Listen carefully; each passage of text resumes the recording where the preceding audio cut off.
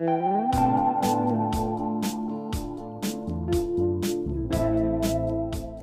I'm Gregg LeFevre, and this is the Compulsive Storyteller, a series of short personal stories where we explore the idea that truth can be stranger than fiction. This week's episode is entitled Circle Jerks.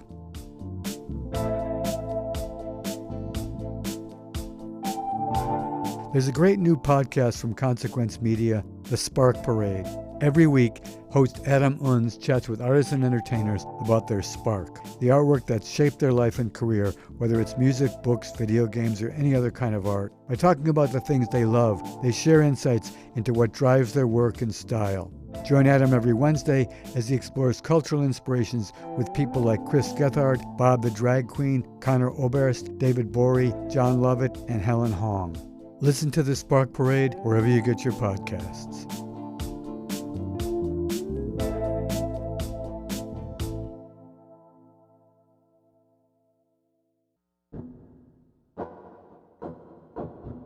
Circle Jerks.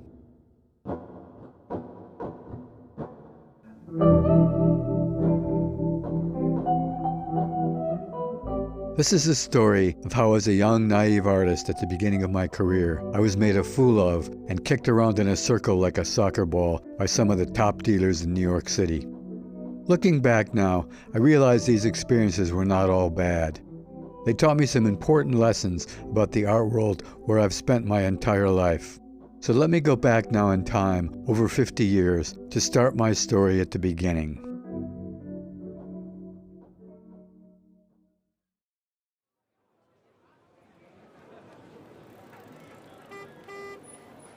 When I made my first trip to New York City presenting myself as an artist, coming down from my hometown of Utica, I decided to stake out the Leo Castelli Gallery to see if I could meet the man himself. I had heard that he was probably the best contemporary art dealer in New York, having promoted and sold the likes of Robert Rauschenberg, Jasper Johns, Andy Warhol, and a host of other art world luminaries. He occupied the second-floor gallery at 420 West Broadway. One entered the space directly into a large exhibition hall. At the back of the hall there was a low wall behind which sat the receptionist along with some clerical staff. On previous scouting missions, I determined that in the late afternoon on Fridays, he often came out of his back private gallery beyond the staff area to talk with the gallery employees, probably wrapping up the week before they left for the weekend. He of course worked the weekends because that's the time when busy collectors were available to visit the gallery and to buy. One such Friday, I managed to get his attention just as he emerged from his private gallery. Being the Italian gentleman that he was, he did not disappoint, coming over to me at the edge of the low wall. As I gave him a short pitch about my art, he maintained a gentle, bemused expression and graciously suggested that I come back in half an hour when the staff would be gone. I was overjoyed that my plan just might work. A half an hour later, when I returned with my portfolio, he was sitting at one of the staff desks and beckoned me to join him in his private office. As I walked past him, I realized that he was a little guy. We entered his beautifully appointed space, with marvelous contemporary artworks hanging and leaning everywhere, amidst a few choice pieces of Italian antique furniture, and an open fireplace with a fire burning and a Dalmatian dog curled up on the floor next to it. He sat me down in one of two large overstuffed leather chairs facing the fireplace and asked, "Why don't we make this a civilized meeting and have a glass of wine while we look? Would you care for a glass of Montepulciano d'Abruzzo from a lovely vineyard I know?" I had no idea what a Montepulciano was and responded, "Sounds good to me," and our meeting began. He suggested that before he looked at my work, he wanted to learn a little more about me. Where was I from? Upstate New York. What had I studied? Philosophy in Boston. I didn't say Boston University, leaving open the possibility that I had attended Harvard. He seemed to approve of the fact that I hadn't studied art.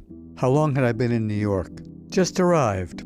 Then, feeling a nice buzz from the wine and the warm fire, I unzipped my black leather 3x4-foot portfolio, laid it on the floor, and with him standing next to me, I started leafing through a half a dozen unstretched canvases. I called them spinner paintings.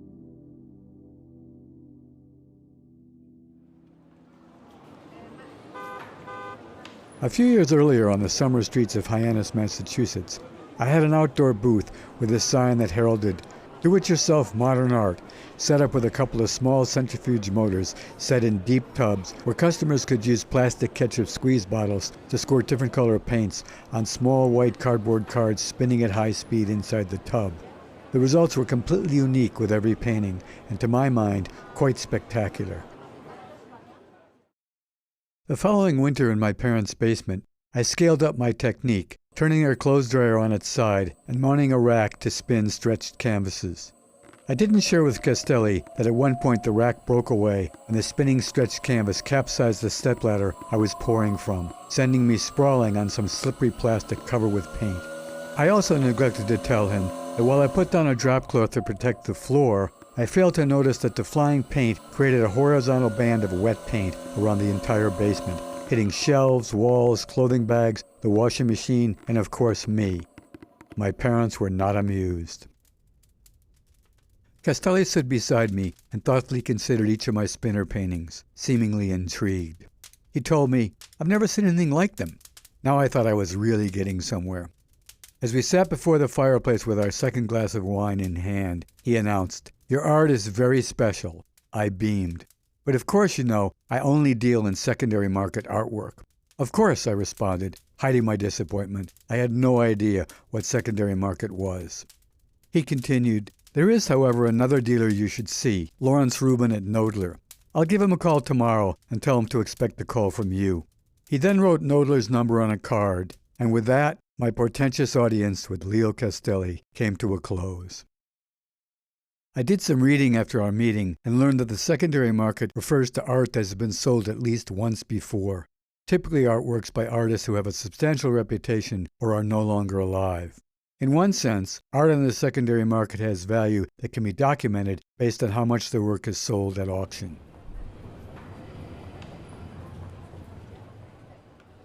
My visit to Rubin was a step down from Castelli, even though Knoedler's multi-roomed, high-ceilinged galleries were more impressive. After I checked in with the receptionist, he came out from the back, but there was no invitation into his private office, no wine, no Dalmatian. He simply had me open my portfolio on the floor, and like Castelli, he seemed initially intrigued with the novelty of my work. Afterwards, as I zipped up my portfolio, he said, almost parroting Castelli word for word, "Of course, you're aware, I'm sure, that we're only a secondary market gallery." Then he hesitated and added, "However, you should go see Alan Stone. I think he might like your work."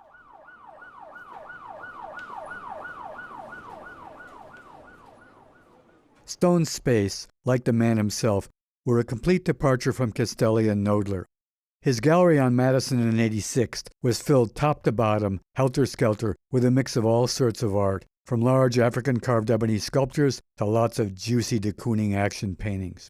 When in a booming voice Stone bid me to enter his crowded office, there was barely enough room for me, let alone a place to lay down my portfolio case.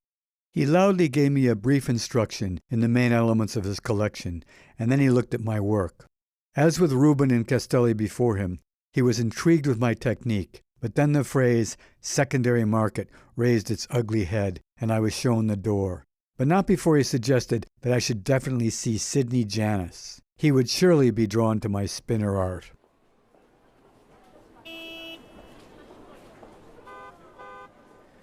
The Sidney Janis Gallery was at 15 East 57th Street. When I called the gallery and told the receptionist that Alan Stone had sent me, the man himself came on the phone and said in a tough voice, "Listen, kid, if I'm going to spend time looking at your work, I want something in return. Here's what you're going to do. Bring me a corned beef sandwich on a toasted Kaiser roll with no poppy seeds, with that grainy French Dijon mustard and a sour pickle, not a dill pickle, and a side of unsweetened coleslaw. Can you do that, kid?" When I arrived at Janis with my portfolio in one hand and a brown paper sandwich bag in the other, the receptionist smiled and told me to go right in. "He's waiting for you, and he's hungry." As the supplicant, I handed him the sandwich bag, which he ripped open in such a way that the bag provided a placemat. Then, amidst the clutter of papers on his desk, he unfolded the wax paper and carefully inspected his sandwich. After a bit of a pause, while chomping on his sour pickle, he said, "You did good, kid. So before we start, there's something you should know about Castelli, Rubin, and Stone. They're just fucking around with you. They play this cruel game of bouncing around some unsuspecting young artist between them, just to break each other's balls.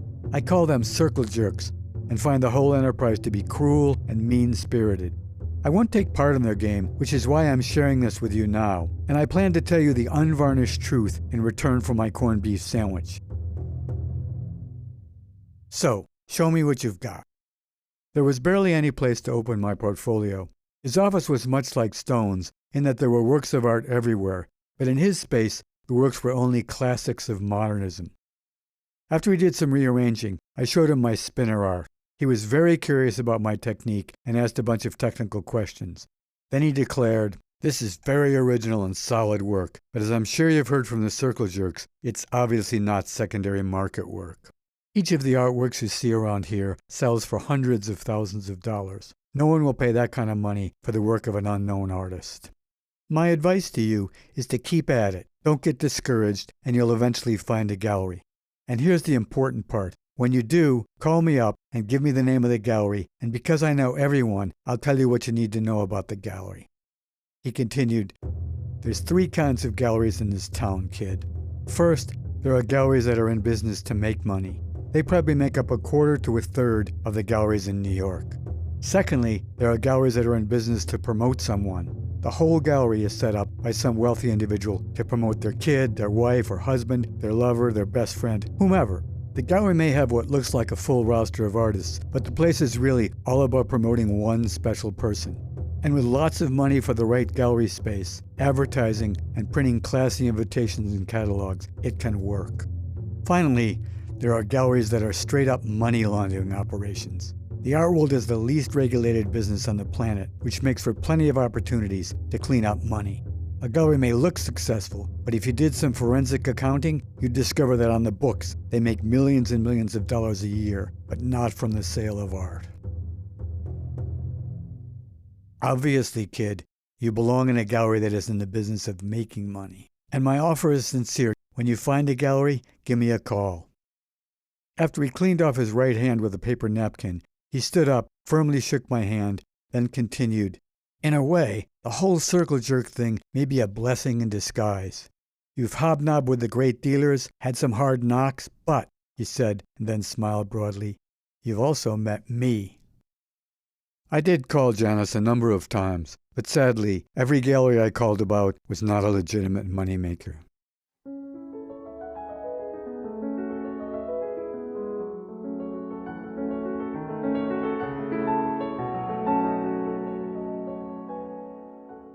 In 1969, at the end of his career, Janice donated his entire private collection, then valued at $2 million, to the Museum of Modern Art with no strings attached. It was a fabulous collection that would be worth hundreds of millions today. It contained all the great names of modern art: Picasso, Cézanne, Matisse, Monet, Mondrian, Dali, and many others. He had a great eye. Sidney Janis was a brilliant dealer and a really good guy, as far as I'm concerned.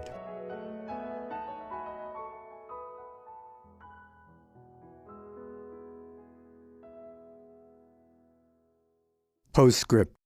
In 1994, Damien Hirst exhibited his first spin paintings. Their prices varied widely over the years, but in 2022, one sold for a modest $370,000. I did my spinner paintings in the mid-1960s, predating Hirst by 30 years, and when I made the rounds with him in New York, no one was interested. Right place, wrong time. I never sold a single spinner painting. I have no idea what happened to all those paintings. I wish they'd made it to the secondary market and into the hands of one gallerist in particular. C'est la vie. Rest in peace, Sidney.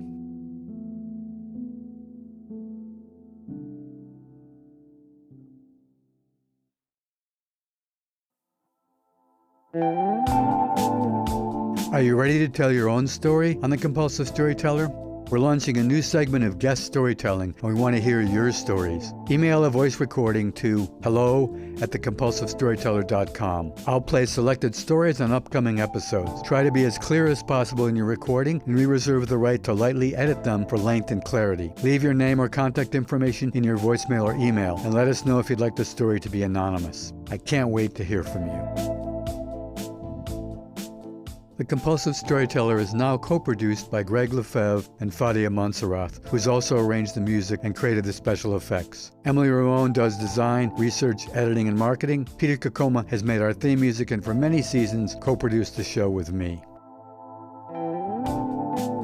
If you enjoyed this week's episode, let us know. You can find us on Instagram and Facebook at The Compulsive Storyteller, and we'd love to hear from you. This podcast is independently produced, so we really appreciate all your help and support. Share the show with your friends, subscribe on Apple, Spotify, or wherever you get your podcasts, and please leave a review. You can also check out our website, thecompulsivestoryteller.com, for more information. Thanks for listening, and if you didn't like this one, the next one will be another story. All characters and events portrayed in this podcast are based on my truth, with some names and facts changed for privacy. The conversations and dialogues are based on my best memory, but are not word-for-word recreations.